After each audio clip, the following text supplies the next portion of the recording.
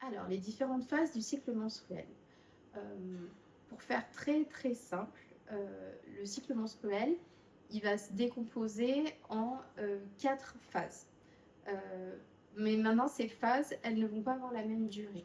Donc, en gros, on va avoir une première phase qu'on appelle la phase folliculaire, qui va être la phase où un certain nombre d'ovocytes vont commencer à entrer à maturité. On va avoir un pic d'oestrogène qui va permettre cette montée en maturité, jusqu'à ce qu'il y en ait un qui aille un peu plus vite que les autres et qui devienne le follicule du cycle qui va devenir mature. Ensuite, elle est suivie, cette phase-là, de l'ovulation, qui ne dure que quelques jours, enfin, qui dure en fait un instant, mais qui est considérée sur quelques jours, une période de quelques jours. Et puis, suite à ce follicule qui est mature, bah, soit il va être fécondé et ça va donner une grossesse, soit il ne va pas être fécondé, il va dégénérer ce qu'on appelle en corps jaune.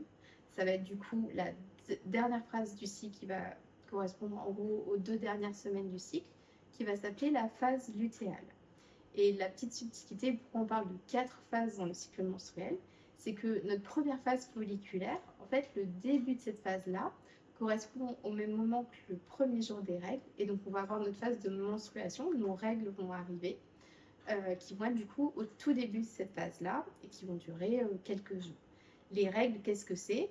Et bien en fait, c'est le corps qui a préparé lors du cycle du follicule précédent et de l'ovule précédent, qui a préparé en fait toutes les conditions pour qu'une grossesse puisse arriver. Donc l'endomètre s'est agrandi pour pouvoir accueillir la future grossesse. Et ce tissu-là de l'endomètre va être éliminé, dégradé et évacué du coup avec les règles.